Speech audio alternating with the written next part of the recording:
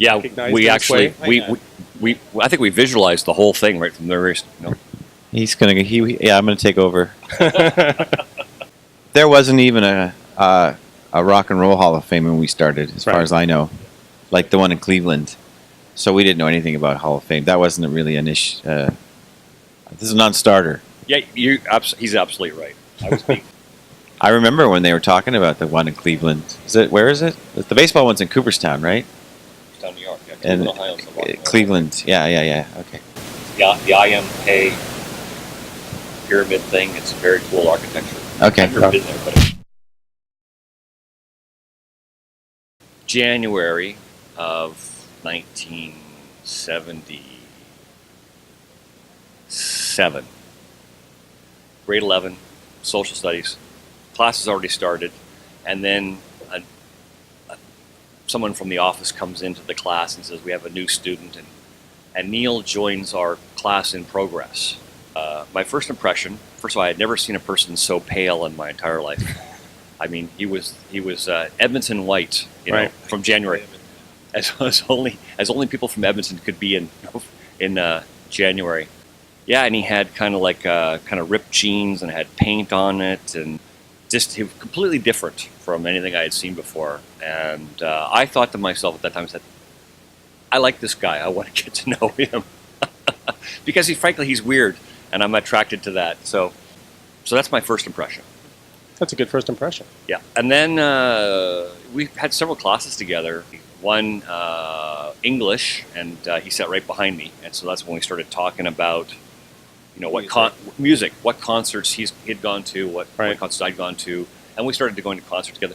And then the big one was was History 12, where we had this affinity for this teacher who was fantastic, and he was passionate about history. We became passionate about history, and so we kind of bonded over that as well. And then I started going over to his house after school. We'd play guitar and learn songs and that kind of thing, and that's how it started. No, because I think we have learned that it is a craft, or maybe we've learned too much of the craft.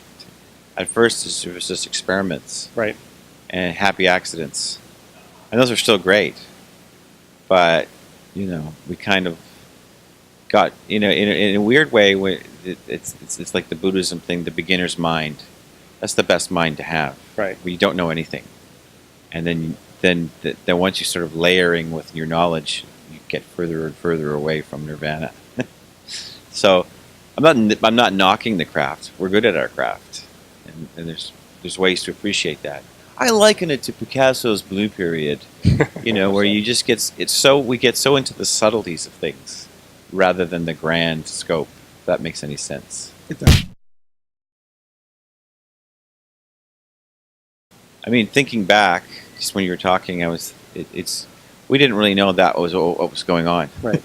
Right. I mean, it was already pretty overwhelming because we just signed a record deal in Los Angeles and kind of just going for this ride, and whereas we were pretty much DIY people up to that point. I mean, and then all of a sudden we couldn't contain or control what was happening.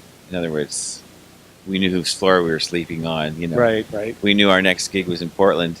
All of a sudden, we come to Toronto, and it's all over the radio, and people are asking us, what they're asking us today. How does it feel? And we're like, what?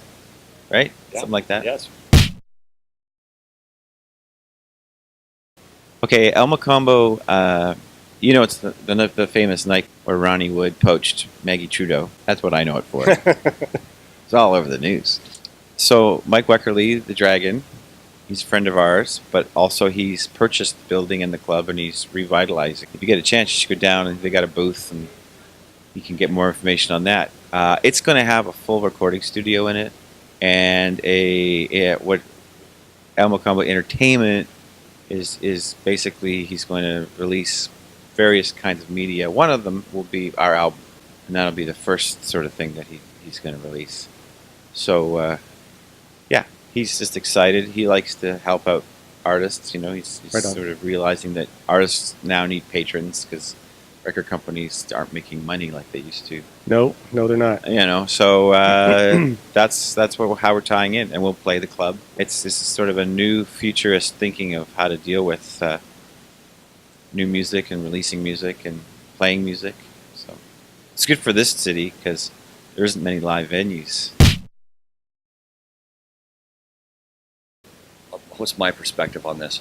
Well, I would go back to what Neil was talking about, the creative process when we first started these happy accidents. And a big part of what I did was I would actually just sort of bear down on my instrument and play something and play it over and over and over until Neil and whoever the drummer was at the time would start to sort of play along with that, and that's became kind of the basis of a lot of the early songs. I feel more comfortable just sort of seeing things develop and then seeing how I fit in, you know, and offering something here or there as I think something needs to be or wants to be, or what I think. So there's way more confidence.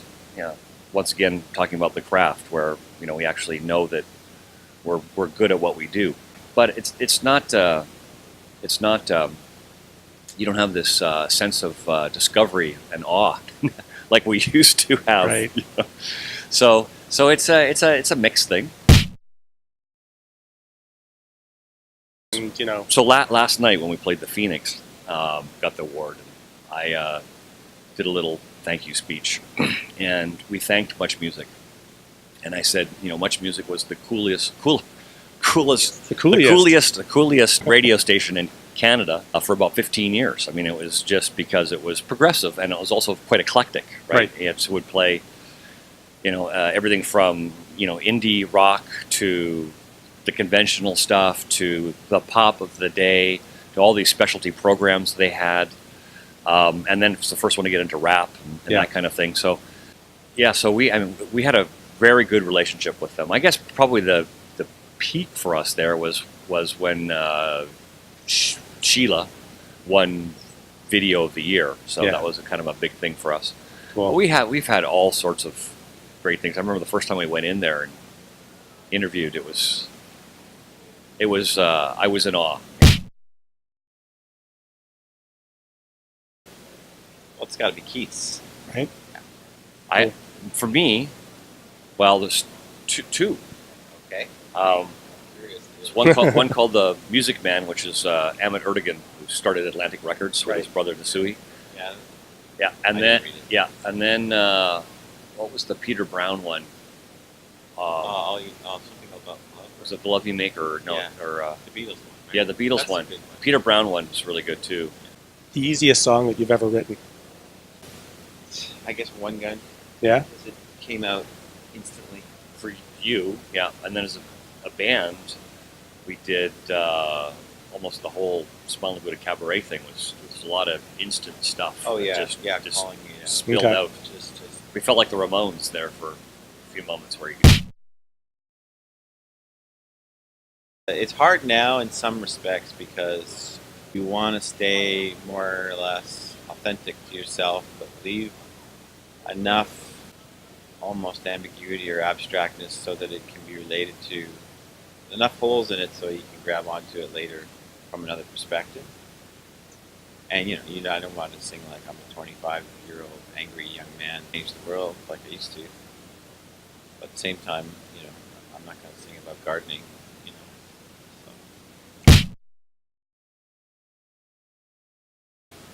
so.